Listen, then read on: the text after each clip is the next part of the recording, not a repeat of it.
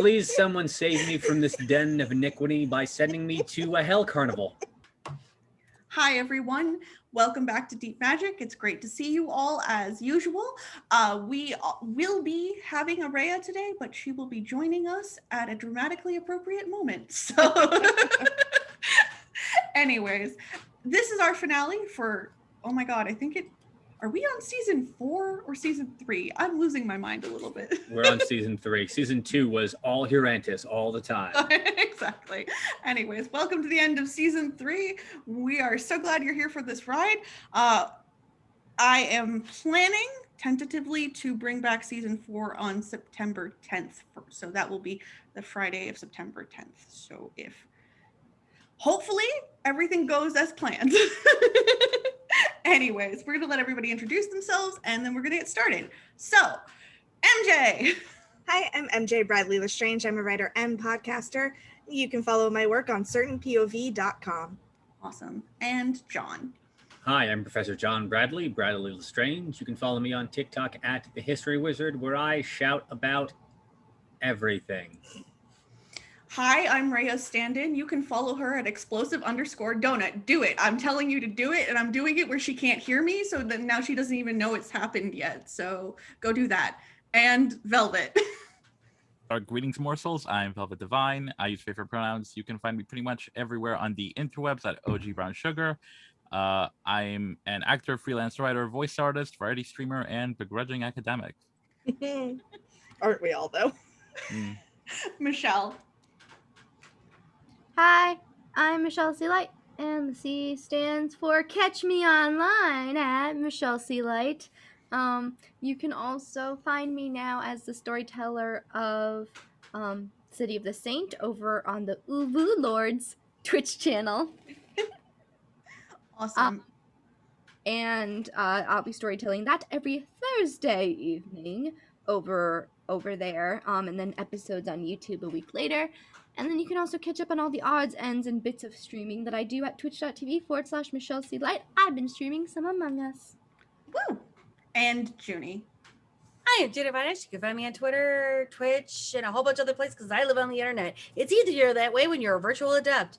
And I'm also doing the storytelling thing over on the RPG table where you have a seat at the table.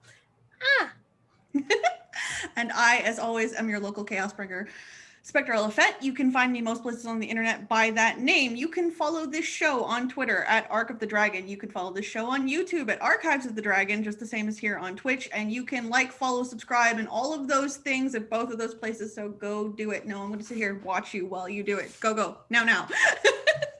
Anyways. Have you done it yet? Exactly. Great. Now that you're back with us, welcome to tonight's game. And oh yes, I do need to plug our 2 other shows.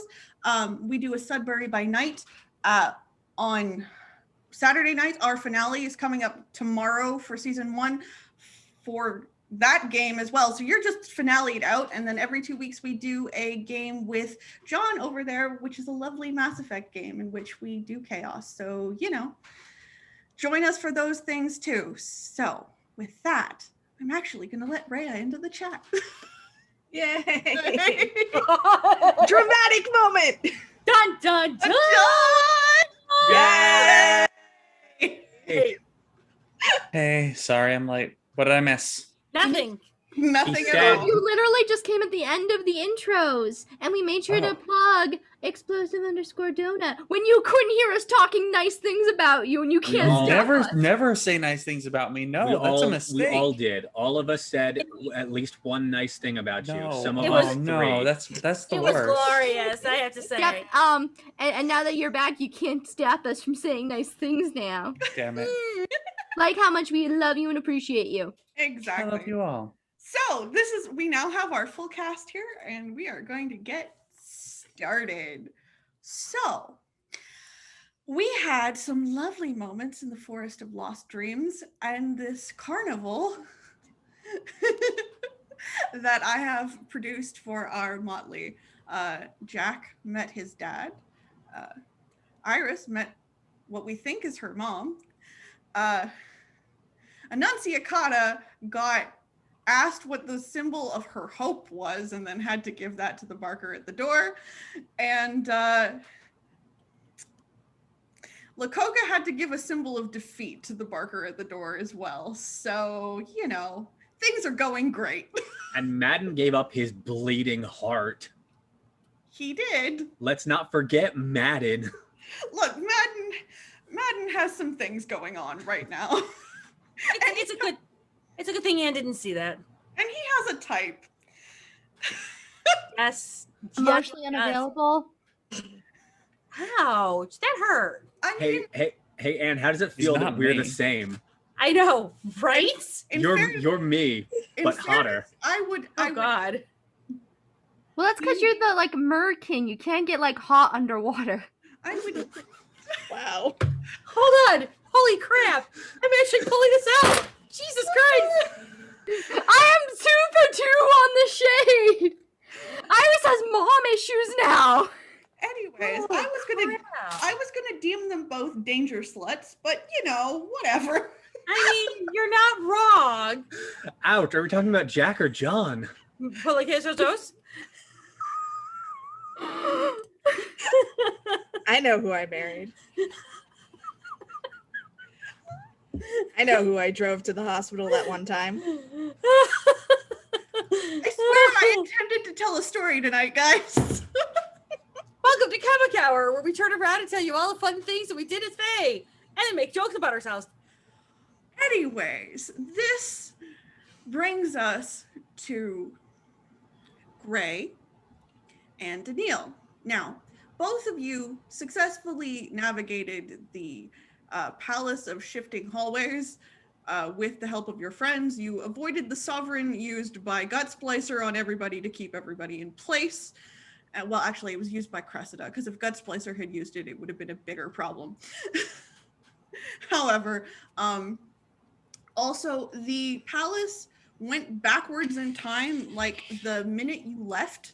So that was fun.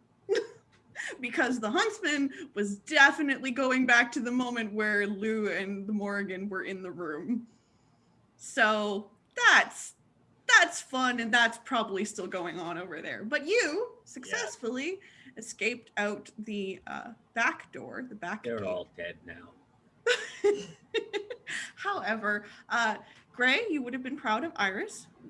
Iris solved the musical key puzzle on the door, so In like 30 seconds. yeah. I did Real it time. I did it without using music. I was like, what's words? Oh, it's used twice. Cool. So they did a beautiful job with that. All powers that I would have used would have been returned to you, but you were fortunately able to escape without having to use portals or creating things to get out the door. So well done for everybody. But now you have just watched all of your friends give this carnival barker, who has not given his name and doesn't seem to really know it either, just stands and guards the gate of this carnival, various things from their pockets. You watched Lakoka give a sad, dying flower crown to the man. You watched Annunciata give a brand new deck of tarot cards to the man. You watched Jack give a toy soldier to the man. And I'm sorry, Iris, I forgot. The original thing was a water skin, a container that holds water.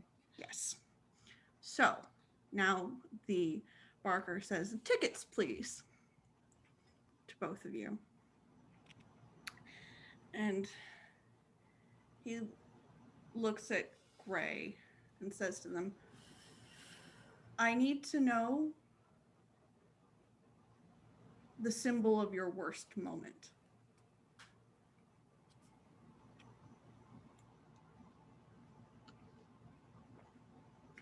A worry stone. Okay. And if you reach into your pocket, you find it in your pocket. Is it just like a generic worry stone, or like exactly what? It's exactly what you imagine in your brain. So as a symbol of Gray's worst moment, that's going to like give them pause. Mm-hmm. And it is definitely like the barker looks at you like he knows what this is, because the tickets are different for everyone. And he puts out his hand for the ticket. Gray will hand it over, but very slowly and kind of reluctantly. He opens the gate and says, "Welcome to the carnival. This is the Forest of Lost Dreams." Gray will look behind them at, I guess Anil is still with them, and everybody else has already went in. Yep. Okay. Was there any preamble to explain why we want to go in there? It's on the path. Okay. So if you have to avoid the carnival, you will have to go into the unfettered dreaming. Got it. Understand. So Gray's gonna wait for Neil. It's like, I'm not going in there by myself. Okay. The Barker shrugs and looks at Anil and says, "Show me the reason you think you'll be abandoned."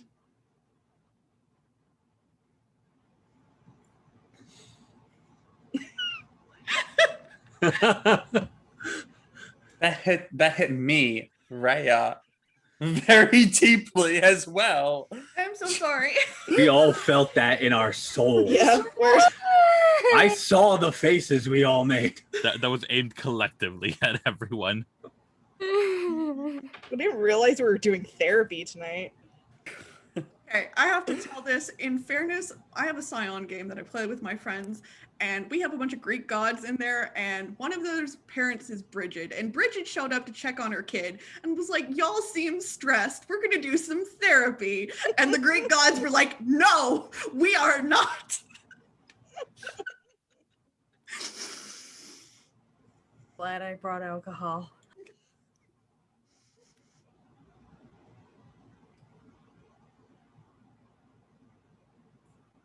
Because I wasn't here last time. Mm-hmm. This is not like a literal thing. It could be like this a metaphorical. It's something meaningful to you that when you pull it out of your pocket, it means what the question asks. Gray will reach in, or Anita will reach into her pocket and just pull out a small lump of black, like very dense black coal. And if you look carefully, it will be shifting between like an anatomical heart and the idea, the heart symbol. It'll be shifting back and forth between those depending on the angle you look at it. That is both beautiful and very sad. And so he puts out his hand for it. He takes it. Neil will place it in his hand. Says, "Welcome to the carnival. This is the Forest of Lost Dreams." And he holds the gate open for both of you. I'll grab Gray's hand and walk in. Okay. Once you enter the carnival, the Barker shuts the door and locks it behind you. Now it's a gate. Hypothetically, you could just vault over it, but he locks it with a purpose that feels intentional. And then if you attempt to get his attention, just to cover this, you cannot get him to talk to you anymore. It's like he is an automaton who has only one function. Anyways, within the carnival, you can actually the two of you roll me perception and alertness checks so I can figure out if you can tell with where your various members have gone.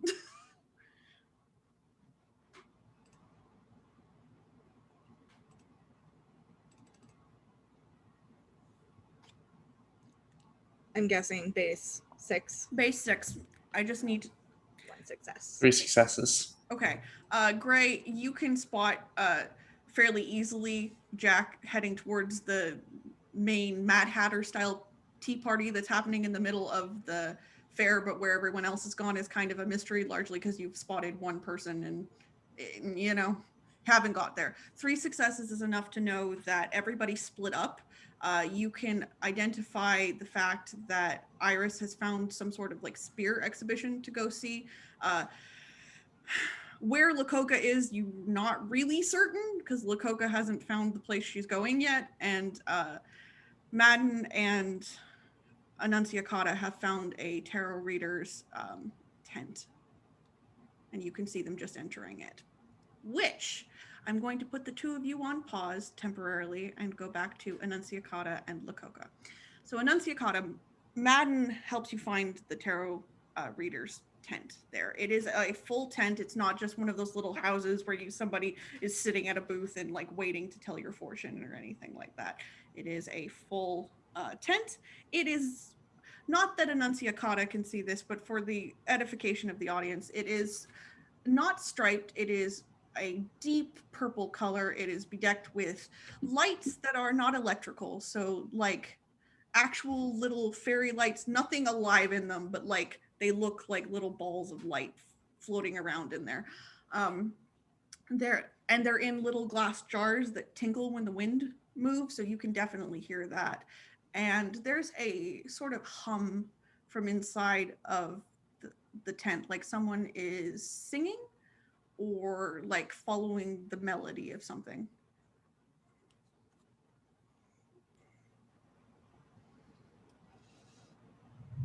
Are you sure we're here? Like, I am scared to find whatever's in this carnival for me, so we're here. I hope you're okay, babe. I think I am. If you want to go, you can. I don't want to hold you here. Look, I like being with you. It makes me feel better. Like, I don't need you to not be dangerous. I just need to know that you're okay.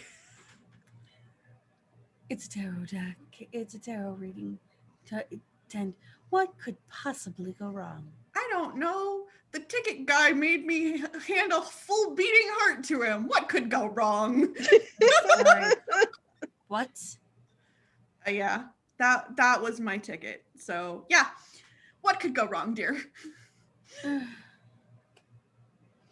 Yeah, Fiona, don't ask me that question and want a non-true response. I'm trying to ignore that. Mm-hmm. I'm supposing something's around here. That's supposed to be meant for me. Oh, this seems to be some sort of fortune-telling tent. Which, I mean, I don't know if you belong here or not, but also it's the only thing I see that sort of matches up with the tarot deck you gave people, so we're gonna start here. Yeah. That was the thing. Are Didn't you- want to give it up. I didn't want to give people my heart either. But you did. I did, because you had already given stuff, and so had everyone else. And you know, I don't want to be left in the dreaming by myself. It's not fun. What did the heart represent to you?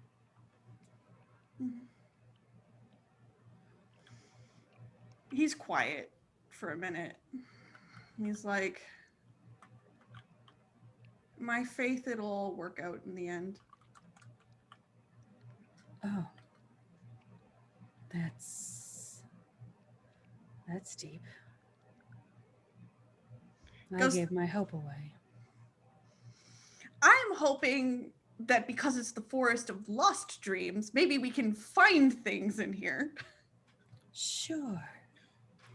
Well, let's have a look. And Anne will start going, we'll walk into the tent and try and feel her way around. Okay, so it's a fairly large open space in the middle of the tent with your traditional fortune-telling table with the whole like crystal ball nonsense and everything. Not that you can see this, but you can feel around the edges that it is maximalist in design, at least around the sides of the tent. The humming sort of gets louder in here, but also walking forward, there's not a lot of space there. For Madden's edification, there is a round table in the middle. There are 2 seats, and there is a woman in a ridiculous turban. And the most appropriative nonsense on her body. And she looks at you for a minute and then goes, "Oh, no, you're not the customer I was expecting." And then she metamorphoses into a very goth, almost Nosferatu looking thing. Who are you looking for?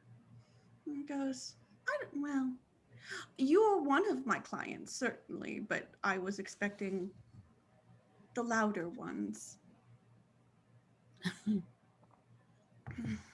Madden is pretty loud if you really wish to know. Hey! And then he lowers his voice. Hey! I mean, if you want, we can go ask Jack. I will leave you in here. I mean, I'm not. I'm telling the truth. I mean, I will stand directly outside. We're not going to pretend anything different, but I will leave you in here. What the first time? And the woman cackles, and it's sound like spider webs and fall and crisp apples being bit into, and says, "Sit down, sit down." She will slowly sit down. Goes, "You must have lost something to wind up here." Couldn't tell you. No? What do you think you've lost? I had to give up tarot decks, so the only thing I had was hope. Yeah, if the Barker asked you for it, you've lost it before. I've lost a lot of things, but I've gained more. Goes, hope is required, though, if you're to make it through the winter. That's why I'm putting my bets on other people. There's plenty of hope in this motley. Everyone needs all bits of themselves to be the most that they are meant to be. She spreads the cards out in front of her and says, "I know you cannot see me, This is true. but pick a card." And she'll slowly kind of go over the cards and then slowly pick one and try to hand it to her. All right. And pick your second card. And she'll do it with her left hand and do the same. And now your future. Do I have one? Only the card can tell. She will, with her right hand, pick the third one. Okay. You're going to hate this because I've been picking cards as we do this. I wouldn't know. So the first card, you managed to pick all face cards, every single one. Oh, shit. The first one is the Emperor. Interesting. The second is Death. And the third is the Chariot. And she grins. And she says, "It appears you do have a future after all." I didn't take the deal. Odd. It says, "There's more than one deal in the universe to take." Is it because I got us into a contract? You hear her shuffling the cards for a second and says, "No, Petty. but you may have to follow the path down to get back out." How far down? All the way. Are we talking a complete flip between the the unseelie and the seelie? No. You can hear her shuffling cards as this is happening. Madden is a little creeped out. He's just a little creeped out because also her eyes have gone completely black. This is fair. He goes, "It is a personal fortune I give to you, not the fate of the world." Personal fortune. I don't have much, besides what my father has. Nah, it's not wealth I'm talking about. Don't need your money. Don't need your title. Don't need your status. What do you need?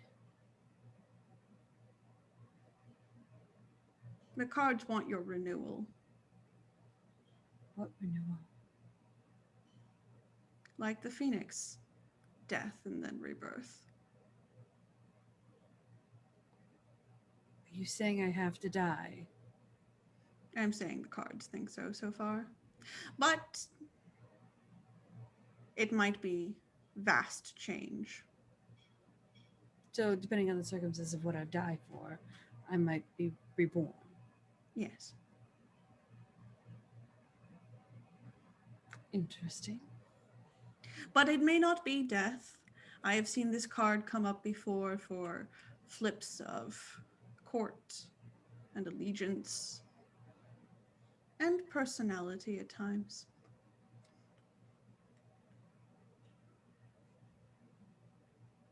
I can deal with that. For a second, I thought you were actually going to say that my mother was going to get her wish. No, but you are trapped here Until when? till you find the thing that brings back your ticket. Is that for everyone? Shuffling of cards.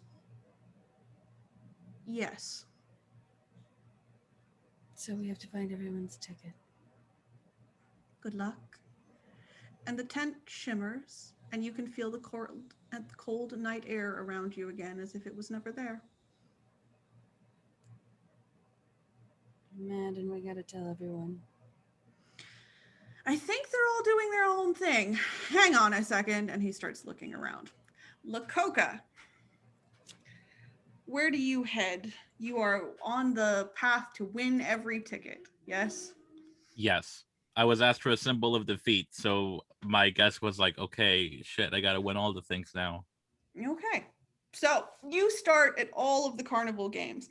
The carnival games are approximately what you expect carnival games to be, at least on first approach. When you approach them, like getting close to them, it's like space warps around them, and you get farther away from the carnival and just very up on the games themselves, and everything else starts to fade in and out. And it's like listening to noise through a bubble or underwater. The first one is a very simple little game of, little water guns that you shoot the center of the the bullseye, and if you successfully do it, you win tickets or a prize depending on how successfully you do it. Cool beans. Okay. So if you wish to play the game, this game is a dexterity and athletics check. All right, let me not drop my dice everywhere.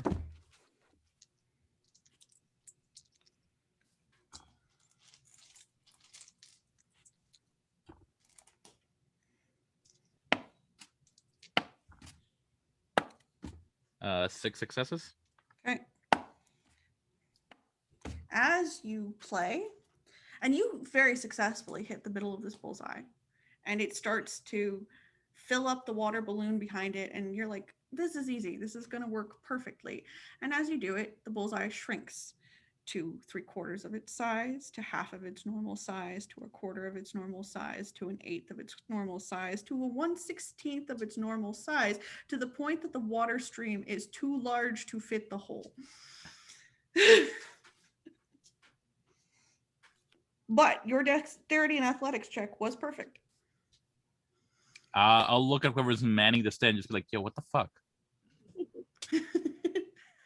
There is a woman standing there with sort of Harley Quinn type aesthetic going on there.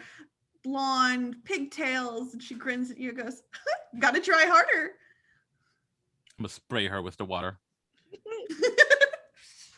She gets sprayed. It's all over her white t-shirt. She's like, oh, I didn't say we could play that kind of game. All right, fine. We'll do this the funnel method. I'm gonna chipmunk this. I'm gonna fill my mouth with as much water as I can. Then I'm just gonna try to like balloon inflate it into the smaller hole. Okay. So you are going to, describe exactly what you're doing again because my brain just fried. I'm gonna like fill my mouth with as much water as I can, and then go up and put my mouth around the now smaller hole, and then see if that works. Okay. Well. There was no way to phrase that wasn't. No, I get it. Realistic. I get it. All right. This time it shrinks to 3/4 of that size, to half of that size, and then you eat it, but the balloon does not inflate.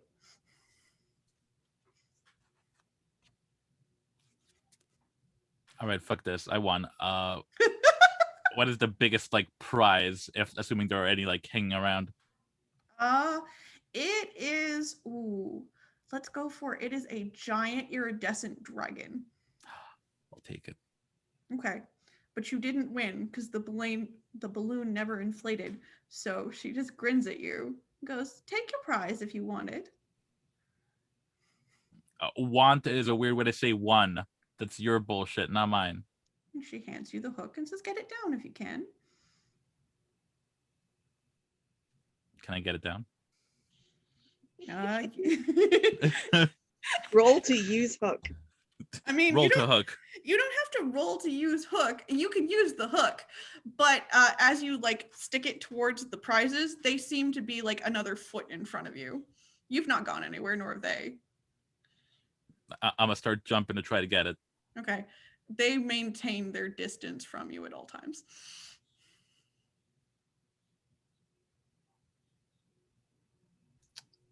You know what? Fine. I don't want your fucking dragon anyway.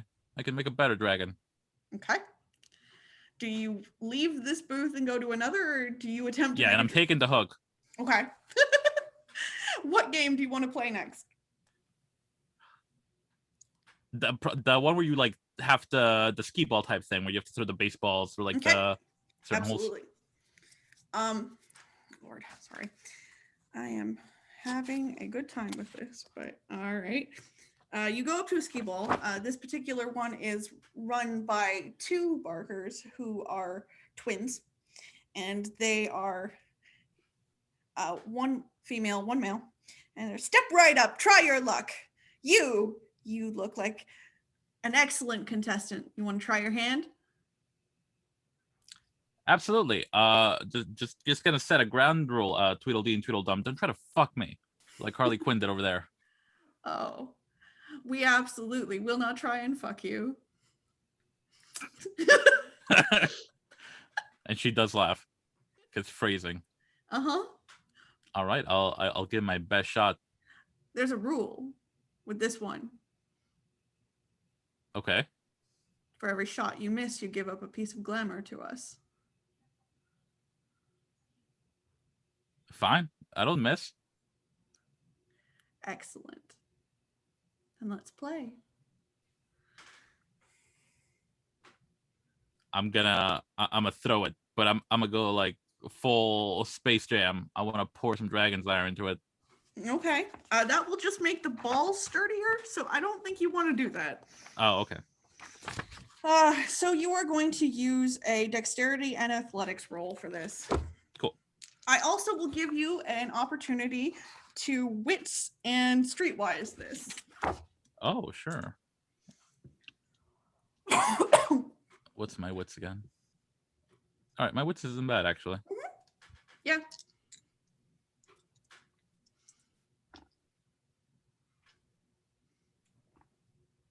All right, just 3 on that one. Okay. I mean, they did promise not to fuck you. There's that.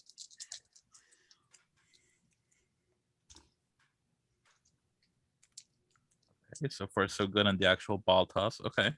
Okay. What was your successes on the actual ball toss? 7. Okay. So your ball flies straight and true. You can already visualize it landing straight in the bullseye, the best hole, everything. You've got this. And then the holes move a quarter inch to the left.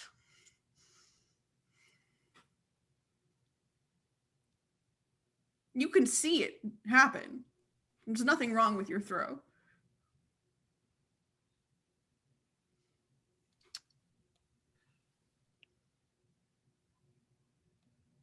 Fucking hate this carnival.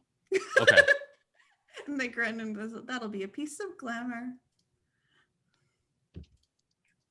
I will give up a glamour. Okay. They promised not to fuck you over. An important difference.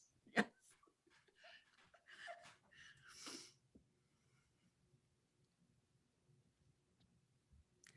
So, if you wish to keep trying this, you can determine how many times you wish to try this with them. Just know that you will give up a piece of glamour every time. I'm catching on. I'm gonna go for the one thing I like absolutely cannot be taken from me, which is I assume they have one of those like test your might, fucking slam the shit with the hammer type deals. Absolutely, they do. I will find that one. Okay. There is a sturdily muscular troll manning that one. He grins. Ah, contender. Hey, Tiny. Hand me the hammer. He goes, who are you calling tiny, Tiny? I'm not tiny. You're just big. I mean, no. I'm cool. He grins. Sorry, I thought somebody above the average height said something. Give me the hammer. You know I'm short for my species, just to mess with you. He gives you the hammer, though. So this is a strength and brawl check or a strength and melee check. I don't really care. It's basically the same roll. Okay. Yep.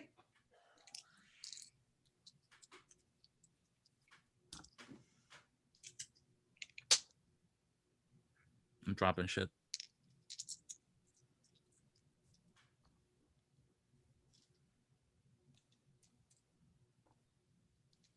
That's another 7. Great. You hit it intensely hard. You hit it so hard that the bell flies off the machine and up into space. And it goes, I ain't never getting that down. He goes, better go find the bell. I'll give you your prize. Fine. Fuck, better than the other shit I've been doing. I won. I'm just gonna flail the hammer and be like, I am the strongest there is. Fuck you, other carnival goers. Yes. Oh yes. You won. Go find the bell. Well, don't say it like that. Don't say it ominous like. Repeat that, but not being weird. You won.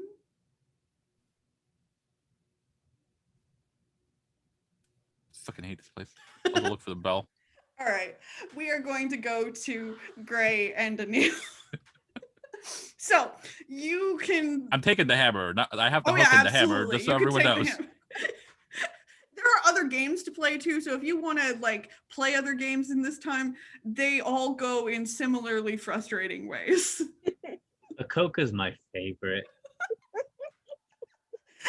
Anyways, Gray and Anil, you have entered this carnival. You've seen your friends go various places. You have given some very ominous things to this Barker who no longer can seem to know you're there. Mm-hmm. What would you like to do? Hang on, sorry, I'm making something a little bit better. There we go. Gray is definitely nervous and is actually kind of scared. Seeing the worry stone has definitely like put them in a bad mental state, so they're just kind of staying by Anil's side and just like, I don't like this. Anil is just acting a little distant and just kind of says, we should find our friends.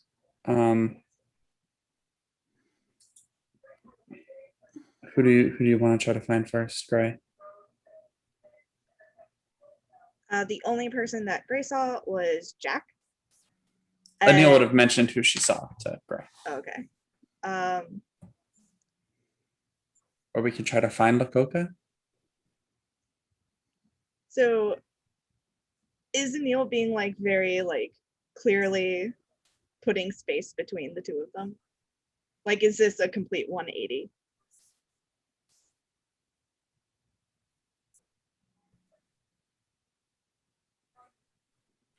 This is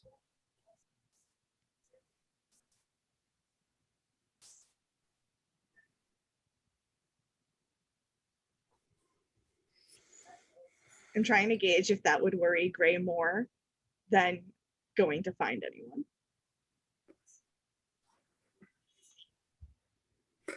this is not like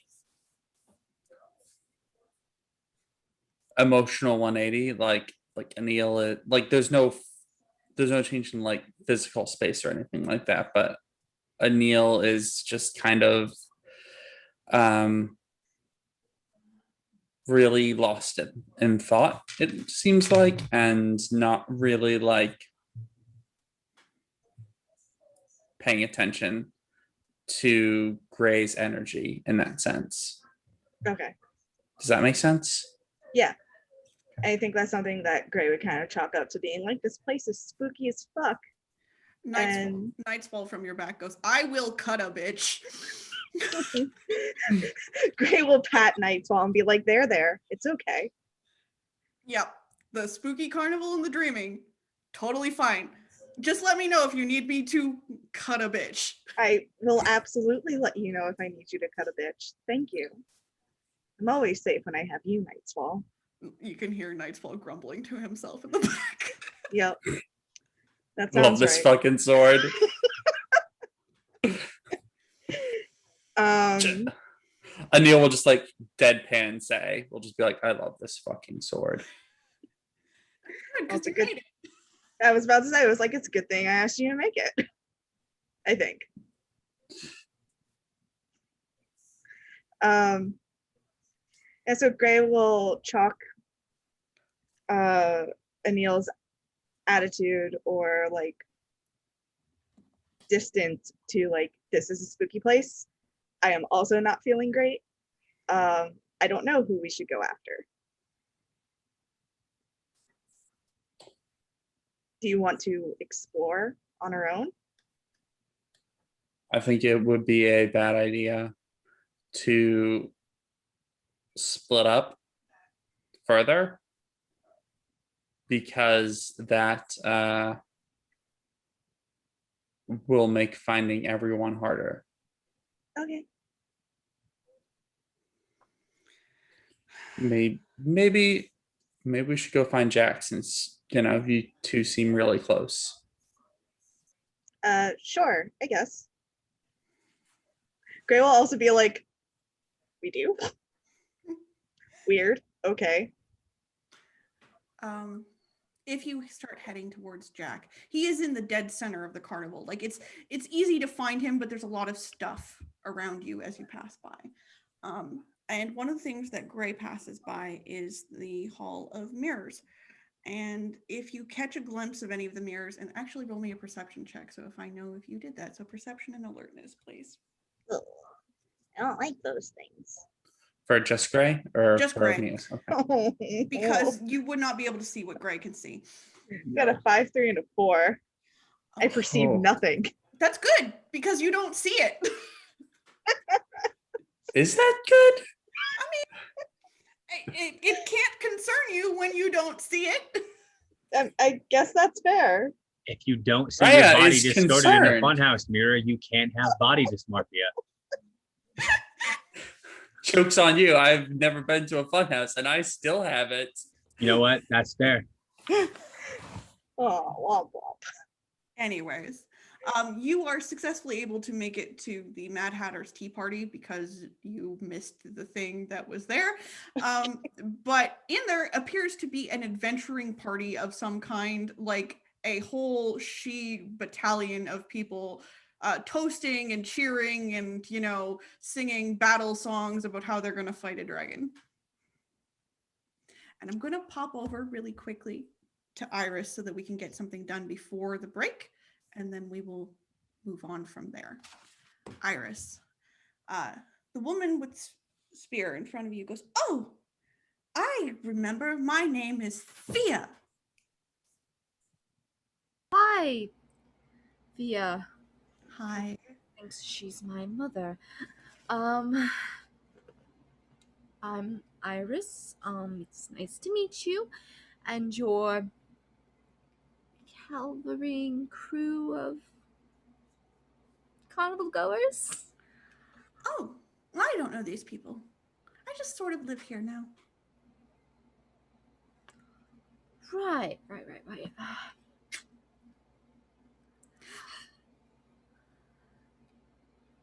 Are you What? Are you happy?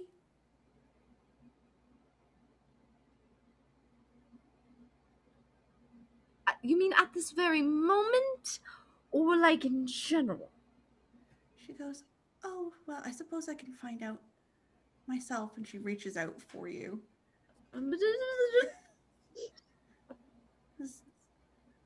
I won't hurt you. I just want to know if you're happy. Right. And she's just gonna go, oh shit. And she's gonna activate the flaming lance. And she's like, let's just 5 foot bubble here. 5 foot bubble here. Oh, I've got one of those too. And she shows hers off, and at the end of the spear tip, a bunch of wind pops out. Cool. So you also have a meal. Cool. I don't know who you are. Have never seen you in my life, and yeah. Really? She bursts into tears. No, please don't cry. I just don't know who you are. Roll me your remembrance, please. Golly gee, gosh darn, just remembrance. Just remembrance. I'm sorry for the audience. Lakoga has just written Highlander rule in the chat. There can only be one. I rolled a 10 and then rolled a 1. So do with that what you may. She's familiar. I don't know exactly who you are, and you have my apologies for that. Do you have anyone here who knows you? She goes, "Oh, I have lots of friends. I've always had." And she looks around again, and she goes, "That's funny." And she shakes herself for a second. Okay, this carnival is making you lose your memories. Like everything else in the world makes people lose their memories.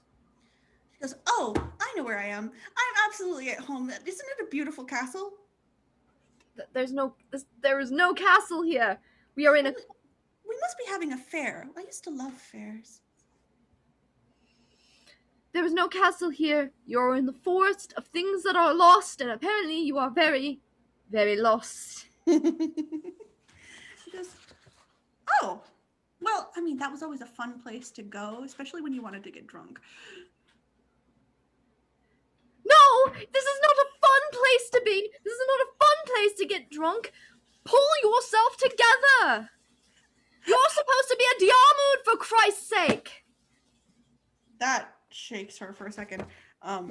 Roll her. All right. She goes, "Oh, you didn't tell my father I'm here, did you?"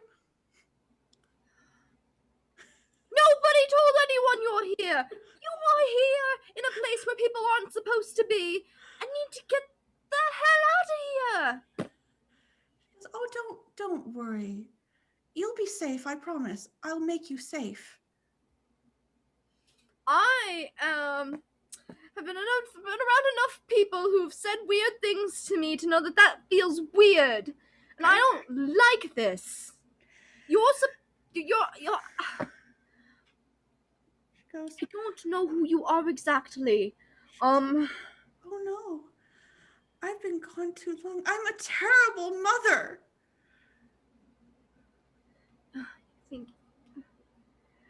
I'm sure whoever's out there that's looking for you, when we get you out of here, potentially burn this place to the ground. While on our way out, when we get you out of here, burn this place to the ground, and we'll go find your family and we'll make sure you're safe. She says, I'm so sorry. I don't think I loved you hard enough. And we're going to take a quick break here. Because I am terrible. But we'll see you all in 10 minutes. City has gotten too crowded. And now there's only one way out.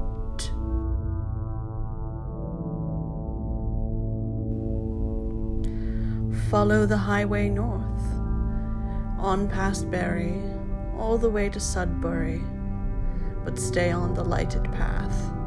Never go beyond the Kine and their settlements, because out there, well, that's lupine territory, and they don't like us much. But whatever's in Sudbury, whatever's there, has pushed them out. And now, it's our turn. Not all darknesses are the same, and not all things frighten all people.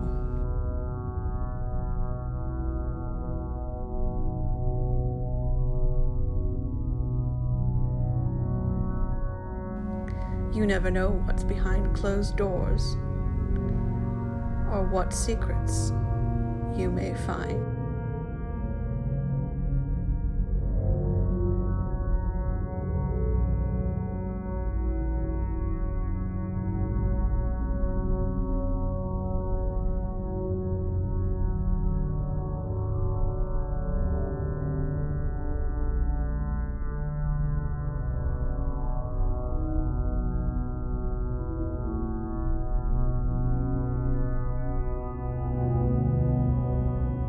And who knows, if we're very lucky, the clouds may part and we'll see the stars. Coming this Saturday at 1 p.m. to Archives of the Dragon. Welcome to Project Trailblazer. A little over 600 years ago, the species of the Milky Way decided to step boldly out into the darkness. They decided to cast off the shackles of the familiar and venture into the quiet between the stars. And on the other side of the void, they found Andromeda. They found the Helios cluster. There they found that the promise of golden worlds was a lie, and instead of perfect colony worlds ready to be settled, they found hellscapes that would have tested the mettle of even our most legendary heroes. They found hostile aliens bent on creating their own personal ethno-state, and they found the Scourge, a mysterious cloud of dark energy fully capable of ripping even the sturdiest ships to shreds. But along with the trials and tribulations, there were triumphs. Archiperion was the first to arrive, carrying the Pathfinder Sarah Ryder and her crew. Together, they braved the wilds of Helios, discovered the intricate vault system in the remnant, forgotten vestiges of the enigmatic Jardan. They met with and formed alliances with the indigenous Agara, who, along with the remnant, were creations of the Jardan, and with their help, they broke the back of the Ket incursion. 10 years has passed since Pathfinder Ryder disembarked onto the Nexus, and in that time, the other arcs have arrived as well, each with their own hardships and fresh traumas. The Quarian arc, the Keylesea, being the last to arrive with perhaps the most disturbing tale of all. Relations with the Angara remain good years after arrival, and Ket sightings have gone down. Even the Scourge seems to be behaving, but despite this relative good fortune, people are, well, getting bored. No one came to Andromeda for an easy life. They came to find the unknown and either befriend it or punch it in the face. But of course, you know all this. After all, you joined the initiative. And whatever your private and personal reasons were, you do at least contain that core desire for adventure. With that in mind, Nexus Station is assembling a team to travel outside of the Helios cluster to see what is to be seen. Probes have been sent out beyond the cluster, each one equipped with an AI and a tracking beacon. Your mission is to venture out into the unknown, find what other life might be out there, find any other potential golden worlds, avoid the Ket, and, if possible, learn the origins of the Scourge. The 4 of you have been chosen for your unique skills, knowledge, and adaptability. You'll be equipped with the second best ship the initiative has got. We'll be sending you out to the Mile 2 cluster right next door. We have no idea what you're going to find out there, but that's half the fun. Say your goodbyes, get a good night's sleep, and get ready to set sail, Trailblazers. The galaxy is called, and it's up to you to answer. Good luck.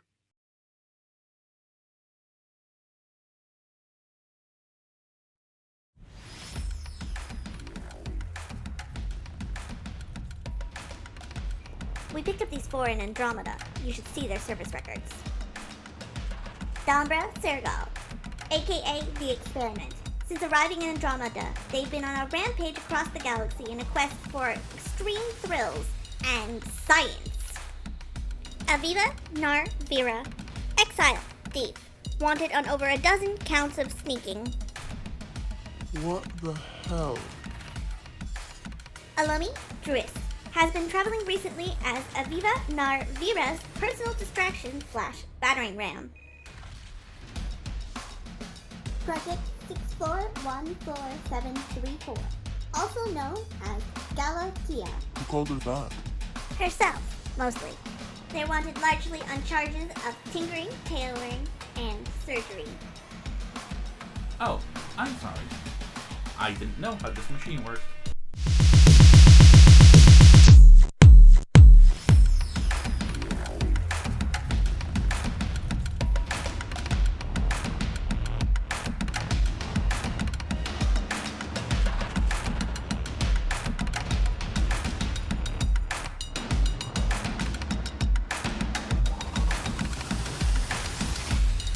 They call themselves the Trailblazers. What a bunch of a-holes.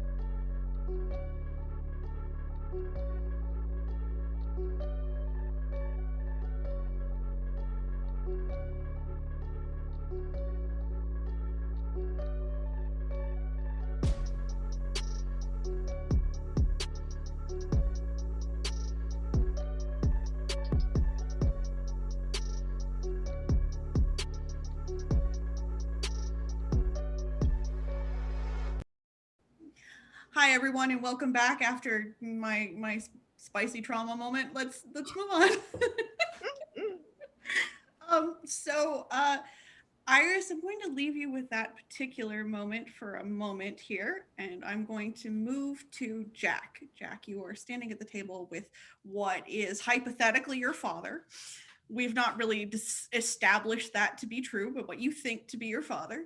And he is delightedly telling you about the expedition he is going on for his one true love to slay the dragon that they found in their new domain.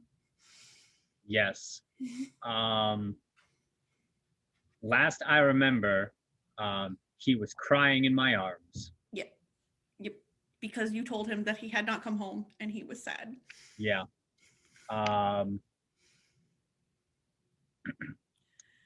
I'm just holding my dad right now. Just giving him a hug. Just comforting my dad. He cries for a minute, and then it's like something passes over his eyes again, and he goes, "Oh, I'm sorry. I didn't mean to do that to you." And he pats you on the arm. "My, you're a strapping lad. Have you come for the feast?"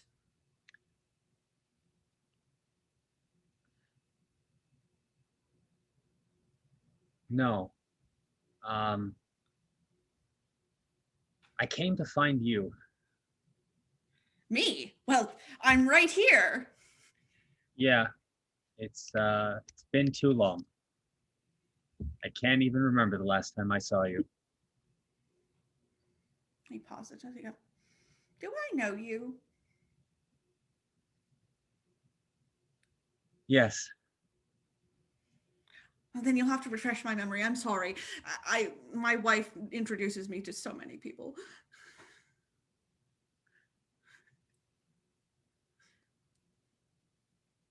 I'm your son. He goes, "But we don't." And the thing passes over his eyes again, and he goes, "Are you here for the feast?" Yeah. Cool. At about this time, Gray and Anil walk up. Anil looks a little disjointed, but okay, they look okay. And you can hear this conversation. This man is not quiet. They're also just feasting lords and ladies who are like toasting their grand quest to go slay some dragon that you look around, there are no dragons, there's just this carnival. And they turn to you and go, "Oh, welcome. Have you come to join the hunting party?" We're Good. hunting Kim. Well, that was a fast hunt. Yeah. You can join the feast. Here, have some. And one of the lords turns around with a huge amount of food on a plate and just like offers it to you. No. No, thank you. Jack. Come on. All right. We gotta get fucking going. I can't leave. Yeah, you can. No, you. I gesture at the very loud man. It's my dad. I can't leave him here. How do you know it's your real dad? How do We've we know seen that all any- types of. I mean, like, listen, you thought you were someone else for a long time. / are someone else. How the fuck do we know that this is the real your dad? I mean, how do we know that any of this is real? I gotta go by what I feel. If you want to investigate the people here just to like check and see if there are illusions or something like that, you can either do like wits and kenning, or if you want to like suss out the people's motives at this table, you can do things like wits and empathy. You can do intelligence investigation, things like that. I will do intelligence and investigation. I will do I have wits many and- dice in that. I will do wits and empathy, and that gets me 2. Okay. Your dad feels super real to you. No reason to not believe he's a real person. I got 4 successes. Okay. You used investigation, correct? Yeah, I use intelligence investigation. The people at this table are very real. They don't seem aware of the rest of their surroundings, though. Right when you came in here, you gave the guy at the gate, you gave him something, right? He asked you for a ticket. You reached into your pocket. You pulled something out. And I gave up a memory of my childhood. I gave up a thing that I had lost. What I had lost is my dad, and I found him, and I'm not leaving without him.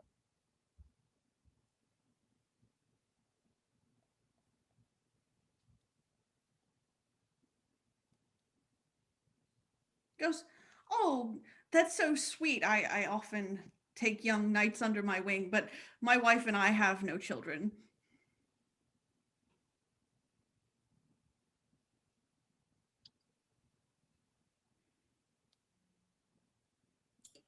Can I ask you a question, Jack?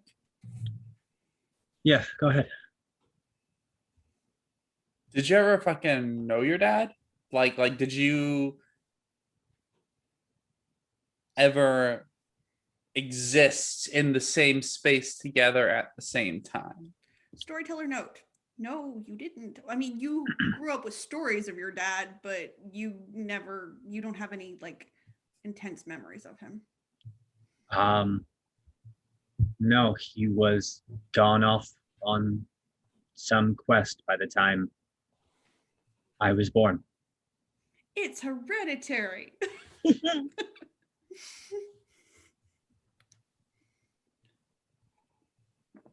And goes, well, but you look like, and your father goes, well, it's all right.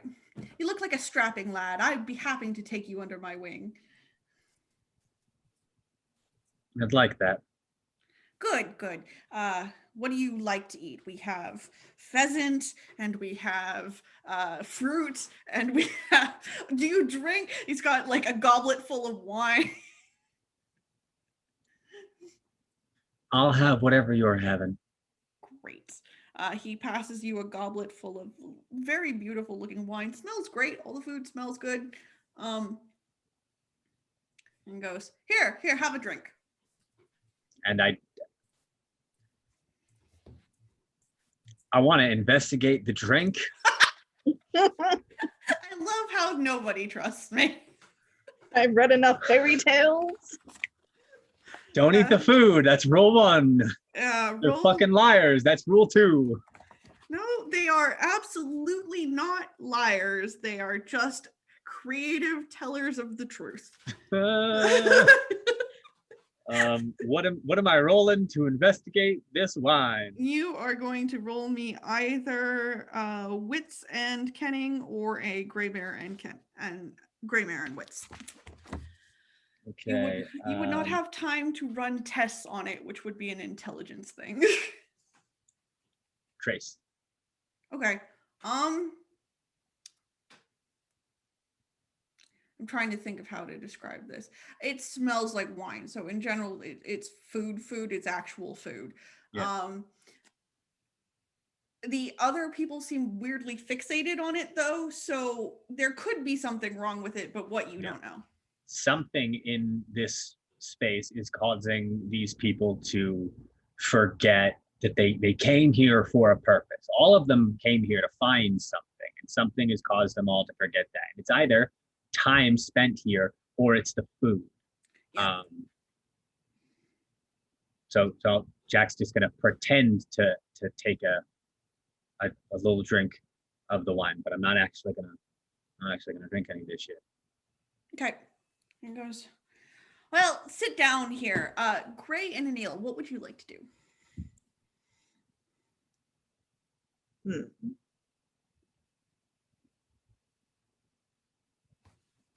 Not really sure what Gray would want to do. I think Gray is just so on edge by everything. Like all the people at this like feast definitely feel off to them, and they don't really trust their senses or their surroundings, and they're not really sure what to do or where to go. Okay. Anil, sorry, I wanted to give you one piece of information because you did do an investigation. In the middle of this table is a big sword. It is too big for anybody to really carry. It's just an enormous sword. Interesting. Well, would be interesting if Anil was not feeling a certain way. Listen, Jack, if you want to stay here with your fake fucking dad in this goofy ass shit tier carnival, go ahead. Fucking stay. Whatever. Okay. You're a fucking idiot. And Anil will walk away. Just unnecessarily rude.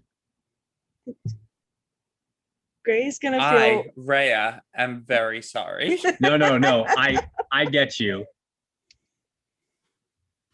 Gray's gonna look between Jack and Emil and just like, Go. and then run after Neil and just be like, "I'm sorry, we'll come back." Go. I'll be behind you. Okay. Annunciata, you had stated that you wanted to move on. Madden will help you go wherever you want to at this point. Just wander until something calls to her. Okay. You can wander until you run into Gray and Anil. You can wander until you run into what is going to happen to Madden. Let's take Madden and then we'll circle around a grain and Neil. Okay. Let's deal with that trauma. So Madden looks around. He's like, I'm gonna go try the gate for a sec just to test a theory. Do you want to come with me? Sure. All right. So he goes to a different gate as compared to the one you came in by, just for science purposes. He tries to open the gate and finds it locked. He says, "Hang on a second. It's not a tall gate. Stay there. I'm going to try and vault it," right? And he attempts to go over the gate and is wayfared into the nearest ride. And you hear a crash as he runs into it. And he goes, "I'm all right." You don't sound all right. Yeah, this place isn't going to let us leave by like normal methods. We have to find out what we lost. What did you lose? My faith in humanity. I mean, I think we all lost that at some point. He goes, "I don't. All right. Well, I don't know what I'm supposed to be doing here. So let's find out what I'm supposed to be doing here. Look, there are those like whirling chair things, and I've always kind of wanted to take a date up there. So let's find out what's up there." Sure. You okay? Do you not want to do it? No, it's Okay. fine. There are teacups. I'm sure they're lovely. All right. Well, Come on. Let's go. All right. He goes, I don't want to leave you places, so, It's not the first time people have left me. Yeah, that doesn't make it any better. I'm just trying to make you not feel as bad. No, I'm not leaving you. Like, this is my cross to bear. I fall in love with people, and like I want to protect them and stay with them, and they want to wander off, and I get it, but Jack and I may be two sides of the same coin. He can run into the adventure where I'm walking into it blindly. Pun intended. he's like, "Don't make me laugh." I'm too stressed out to laugh. Oh, come on. You should have seen it coming. It's like, all right, I know I'm stressed out now because that was a bad pun. That one was bad. I mean, don't let it stop you and hit you on the nose. Because many walls have hit me on the nose. All right. Well, I will. What calls to you? Close your eyes. Focus on nothing. He goes, "You're really gonna hate me, but it's the little flying chair things." That's fine. Do you want to go on them? No. Why not? Because I don't want to know what's up there. I had to give somebody my beating heart. Yes, but you also have to turn around and face your own fears. Okay. The fear of me running off into danger, the fear of Jack running into danger, happily with some sword in hand, going, ah! Or you actually having to face what you fear alone. He goes, I hate that you are right. I hate that you are right. All right, I will go on the chairs, but if bad things happen to me, I'm blaming you. She'll pat him on the shoulder and go, I know what it's like to be alone. It's okay. I will be here when you come down. So you go up to the chair ride, which is a standard one. It's not fast or anything like that. And there are your standard fair goers going around on the current ride right now. It seems to be whirling happily above the carnival. It looks like a great way to see above the forest too, which could be kind of useful, all things considered. So, some benefits. Madden looks at you like he'd rather do literally anything else. And it goes, okay, I will get the tickets and all right, I'm gonna go do it. But if I die, I will be here. Right, that I wasn't the one who was supposed to die on the adventure, okay? Fine, I will blame my death on you. Thank you. I appreciate the understanding. Mm-hmm. So the ride comes down, the ride goers get off, and he goes up the ride. And you stand at the bottom of the ride, and the ride comes down, and Madden's not on it. Where is he? Because, do you want to take ride? Costs 2 tickets, ma'am. There's a person that didn't come off the ride.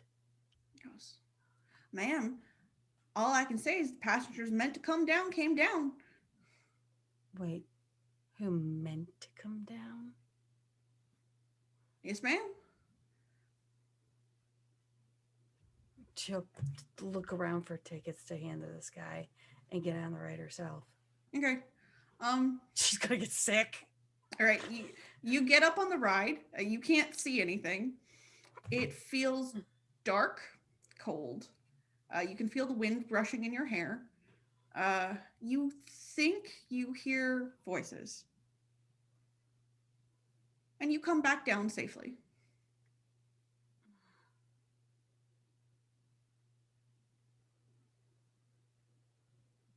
Right. Enjoy the ride, ma'am? No. Yeah, some people do say that. Thank you. And she'll start to stumble along to try and find Anil or Iris or somebody. Would you like to run into Anil and Gray or Iris? Dealer's choice. Let's go for Iris. You run into Iris. Iris, as you are staring at this woman who is clearly distraught that she was not a good mother, even though you're not certain that she has the right person at all, Annunciata comes stumbling up, sans Madden. Sorry. Didn't mean to run into you. Annunciata, arm. Yeah. Yep, that's my. Hi. We'll say that's my arm. And we'll just move you a little bit. Good. Now you're on my arm. There we go. Okay. Madden's missing.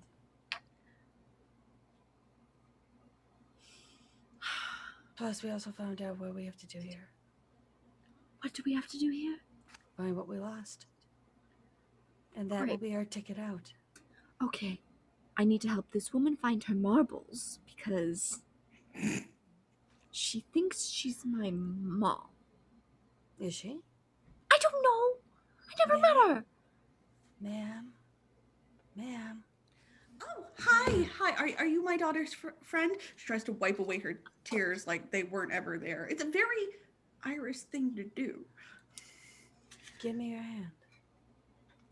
Oh, hang on. She tries to like stick her spear under her arm and she like gives you Here, her I'll hand. hold that for you. No. My father would kill me. She'll do soothsay on her. Pardon? She'll do soothsay on her. Okay, absolutely. And we're looking for, give me a second, because I did not pull down all the things I should have. How do I spell my potential mom's name? F-I-A-D-H, pronounced Fia. I'm gonna do the augury on her, 4th level. Okay. And I have I've got two fey dots, so that should cover dealing with her nobility status. Okay, and you also, this will be the only time you can do this on this woman ever. Right.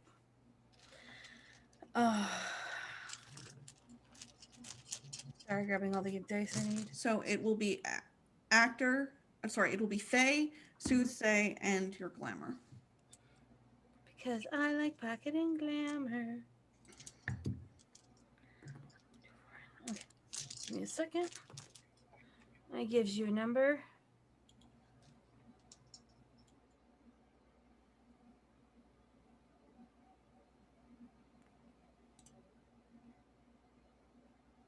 Six, yes. Okay, so No, 6 def, yes. Yeah, 6 diff. Okay, eins minute bitte, danke.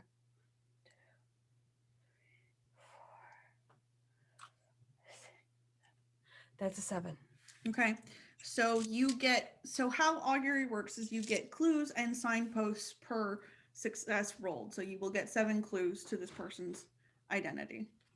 The first clue is a very obvious one, and you imagine that this is going to go in like a easy to hard order in terms of what these things represent. So the first clue you get is the sign of the spear over her head.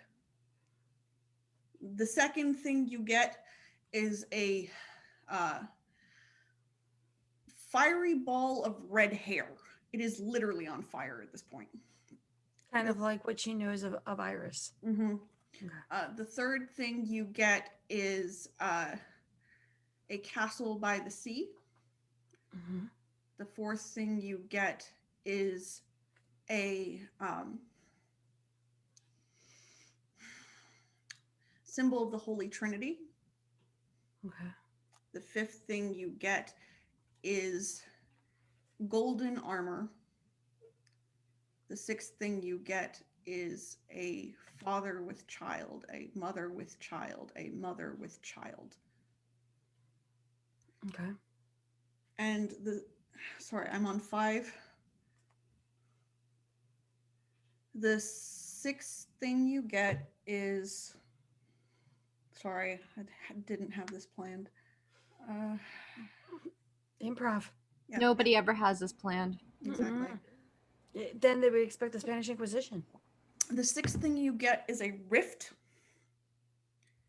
in the ground, like a chasm. And the seventh thing you get is a bunch of conflicting signposts. Meaning she's confused. Or whatever she's looking for is lost as well.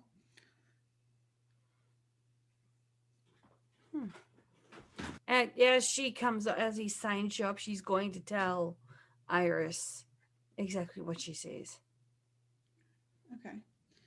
And Fia giggles and she goes, "Oh, you're a soothsayer. How troll, that's amazing. We used to have them come to the house. It was so much fun. Lakoga, this is about the minute that on your quest to find the bell, you run into this scene." Did the bell fall anywhere nearby us, or is it just nowhere near? Okay. Nope. Hi, You seen a look. bell? No, I've not seen a bell. I have not seen a bell. Never seen a bell. Like what type of bell? Like a ding ding bell, or like a jingling bell, or like choo choo choo choo bell? Like a big ring-a-ding bell, like from the Carnival games? I have no frame of reference. Neither do I. It's just a big bell. Okay. I kind of sent it flying. Liberty Bell. We're talking church bell. The Liberty Bell? Been meaning to go visit. No, it's a small one. Oh. A How small would you Liberty say Bell? Lakoka, in the back of your mind, you can hear a man laughing at you.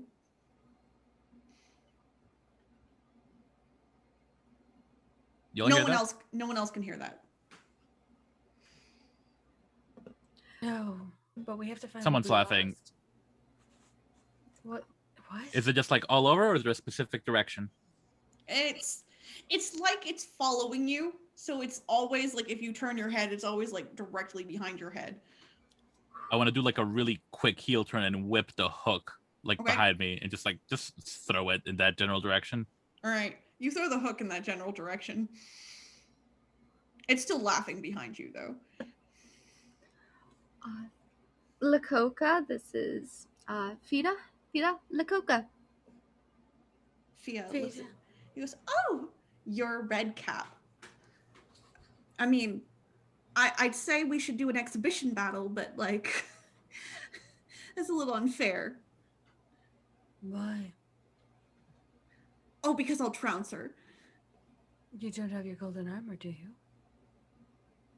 I don't know what you're talking about. If you want to keep her, sure. I just got fucked over by a bunch of barkers, and I have to find a bell because it's all I have. Because that sounds really terrible. I'm so sorry. Do you want me to help look for the bell? Are you one of my daughter's friends? I am. Whoa. Okay. I came in at like season 2, and I should start watching it season 1. Someone rolled that back for me. Easy.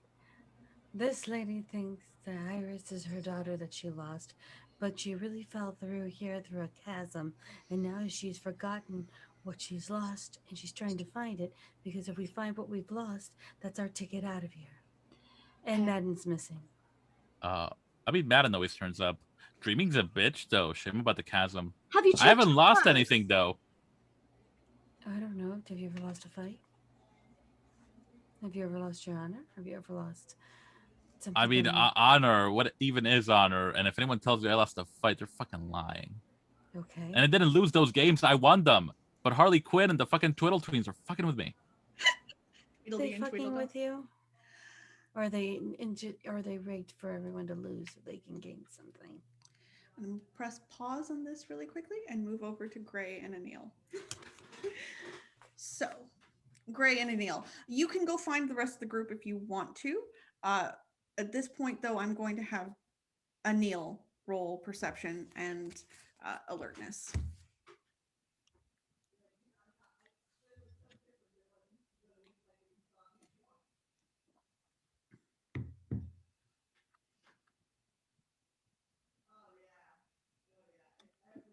What? I rolled a 1 success, but I also rolled a 1. Good. Y'all find nothing for the two of you together. It's beautiful. But you do find this Doing scene. great today. This scene going on between Lakoka and Iris and Annunciacata and no Madden.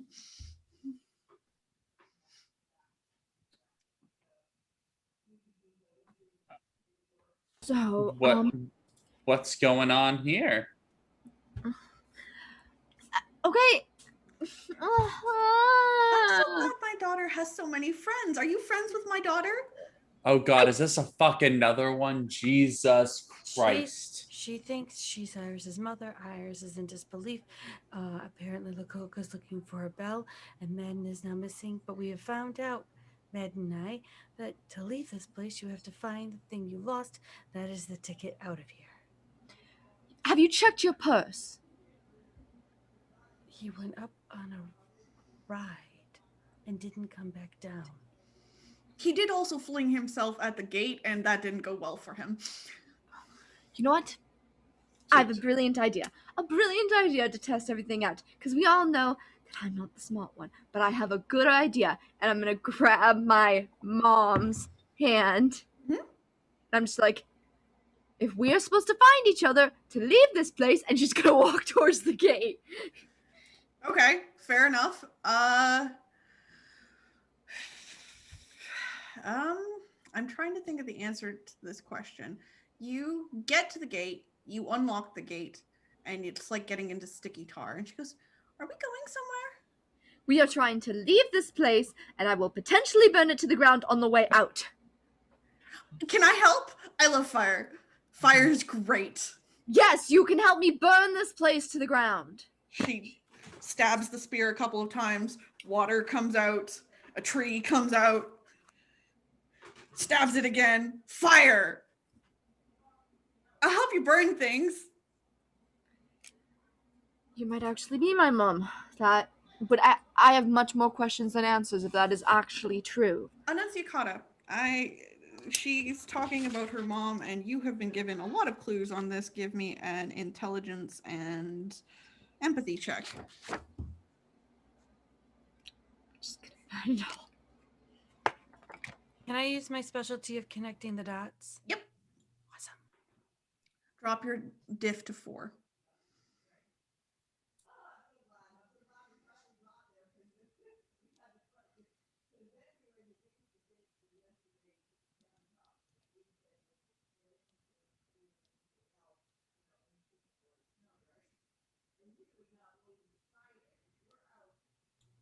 That's a Great. 5. That's her grandmother. Oh shit.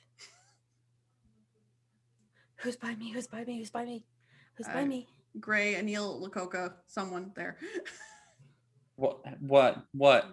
Take me over to her. That's her grandmother. It's her grandmother. It's her grandmother. Not her mother. Who? Don't What? fuck me. Just say, go over to Iris. And tell her Iris! it's her grandmother. Iris, we have an answer. I can't yell. Oh, You could hear that. What is it? What is it? Oh, come on, we gotta get out of here, and we're gonna burn this place to the ground as we leave once everyone's out. Okay, I'm here with the fire. It's your grandmother. My grandmother. Did I stutter? No, you didn't. Then the fuck do you want me to say other than she's not? She is your fucking goddamn grandmother. I don't know my grandmother. And then for fuck's sake. The Fia looks at you and goes, "You mean I've missed 2 whole generations?"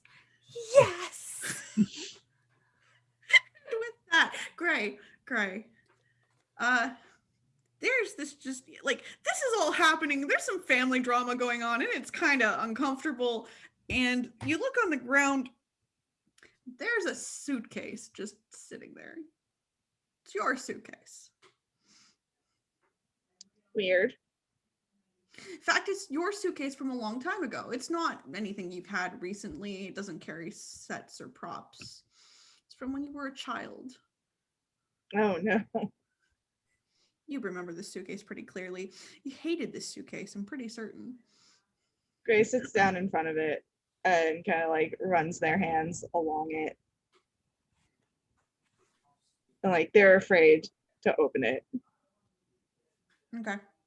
Because what they think they'll see inside is from like the saddest, worst day of their life. Everybody can see the suitcase. It is a corporeal suitcase, except for Annunciata, obviously.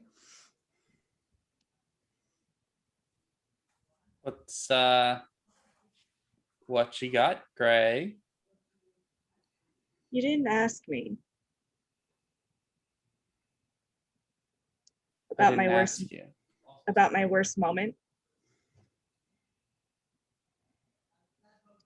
Didn't you want to know?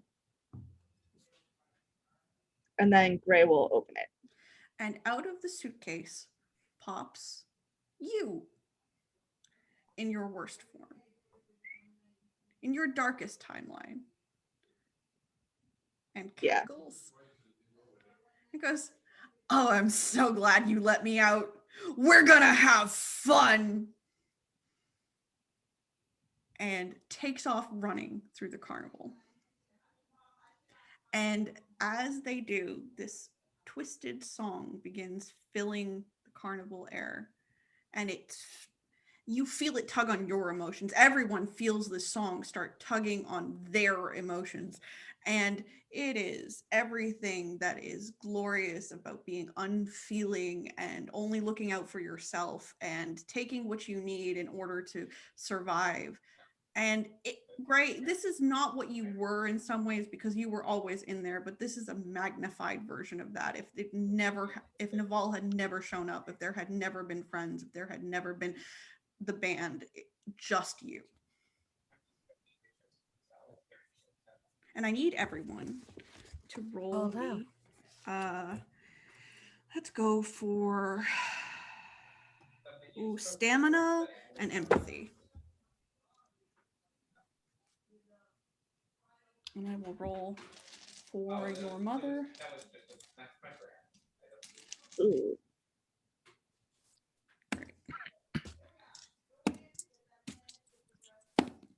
Okay. Decent. No. All right. So everybody 3 and under currently, because this is another version of Gray doing this. You know, screw it. Tonight has been terrible. Tonight you're not getting what you want, and you think you should just take it. And just because this also happened, Iris, your grandmother lights the nearest thing on fire. She might really actually be related to me. She goes, come on, you're right. We're going to fight this whole place. Then she looks at Lakota for a minute and goes, you want to fight? Always. Great. Fuck this place. Take my hand. No. We're going to do this. I'll take her hand. Okay. This is a kindred spirit you have found. And if you would like to have your own Transformers moment, what would that look like? No!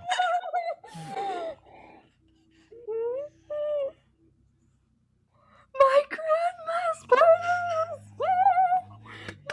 Oh shit. I guess just so I haven't brought up in a while, but because of like all the various fucking bullshit upgrades that Coca's got into dreaming, she just looks like this little gargoyle. Mm-hmm. Because she's got the blessing of Atlas and the granite skin. So she just looks like a little gargoyle, but like the granite's cracking. So it's like everything underneath her is like magma because of the dragon's ire. Mm-hmm. So I think the transformation is just she just gets taller and lither. Okay. So like more like the gargoyles from the Gargoyles like 90s cartoon. Very nice. You have someone on your back now. So you are a two-faced large gargoyle person, but this person is an elemental undulating with fire and water and air, all of the elements at their disposal. And you feel stronger than you have in a long time. And from above the carnival, beyond Gray's song, which is in competition with it, you hear, onward they move, an airy crowd, through each thin form a moonlight ray shone, while spear and helm in pageant proud appear in liquid undulation. And all of you recognize this voice. It's Mary.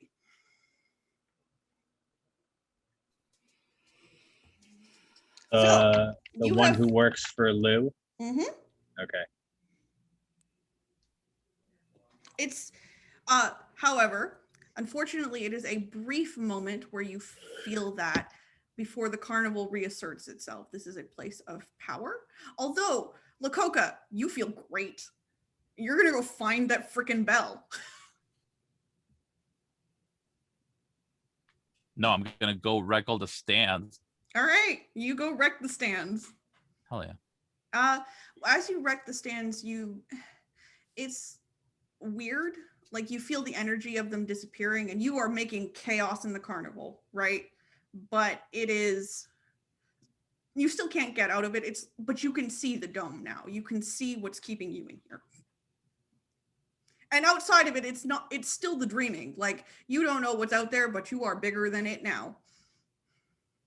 Does this trigger my remembrance in any way? Yes, it absolutely will. Ooh. So if you would like to roll your remembrance on this, Is it remembrance plus anything or just remembrance? just roll your remembrance for me. It's a 9. 1-9. Yeah, 1-9. Perfect. So you have the memory of a battlefield of 3 of you, and you have this faint memory of it belonging to the Lady Skadach. And there is a golden knight standing there in front of you. He has a bit of like, he is definitively Seelie, but he has that like laughter that really enjoys battle. Like, it's like, sure, yeah. you're not on the same side, but that's kind of fun too. Is that different than the laughter I've been hearing up until now? Or Yes. the same one. Okay. Absolutely. This is joyful laughter. It is not threatening. It is that same kind of laughter you get when a really good fight is going down and you are winning. Perfect. The other thing is creepy and it's following you. And I'm gonna pause for Jack. Jack, there is now a giant Lakota with somebody who is also giant on their back, and it is wrecking shit like everywhere. And the table around you has decided it's the dragon, and they are arming. You said there was a giant sword on the table. How big are we talking about like Zweihander or like Buster sword? I'm talking like if the man was 12 foot tall, it would belong to him and it would be the Buster sword. Okay, so this isn't like someone around the table's sword. This is just like a thing that's there. As far as you're aware, yes. I want to try and pick it up. All right, roll me some strength. Okay, that's not great. That's not gonna And probably go. athletics. Okay, that's not much better. That gives me one more die to roll. Well, all right. 3. Okay, it's big. You're proud of yourself. You can lift it a whole 6 inches off the table before you have to put it down again. Yeah.